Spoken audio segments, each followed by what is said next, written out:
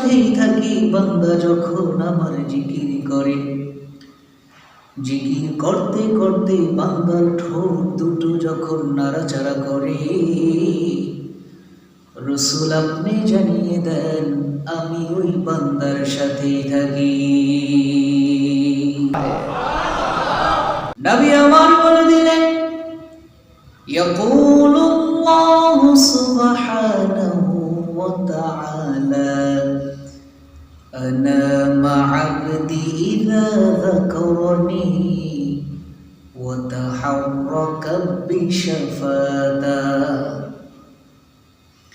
হাদিসে কুদসি আল্লাহ রাব্বুল আলামিন বলেন, আমি আমার বান্দার সাথেই থাকি বান্দা যখন আমার জিকির করে। জিকির করতে করতে বান্দার ঠোঁট দুটো যখন নাড়াচাড়া করে, রাসূল আপনি জানিয়ে দেন আমি ওই বান্দার সাথেই থাকি।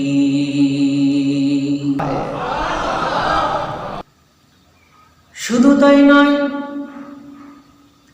সাহাবীদের মজমায় নবী আমার বলে দিলেন,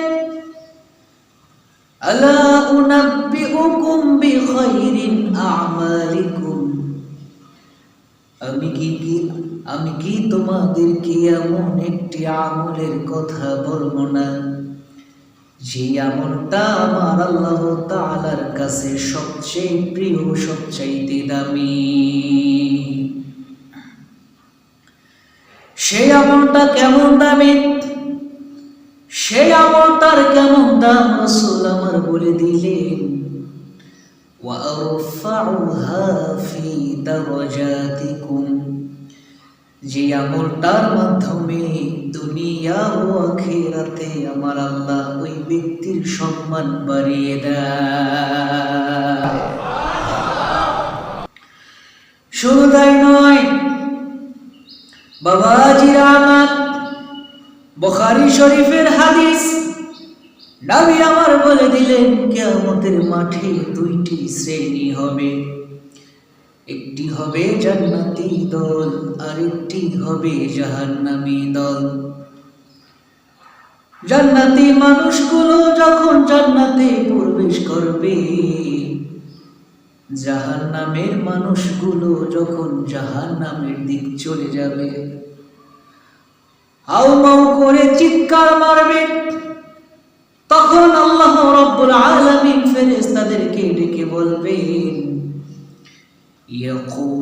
ইয়াকুলুল্লাহু জাদ্দা যিকরু আখরিজুহুম মিনান নার মান যাকারানি ইয়াওমান আও খাফারা ফি মাকান।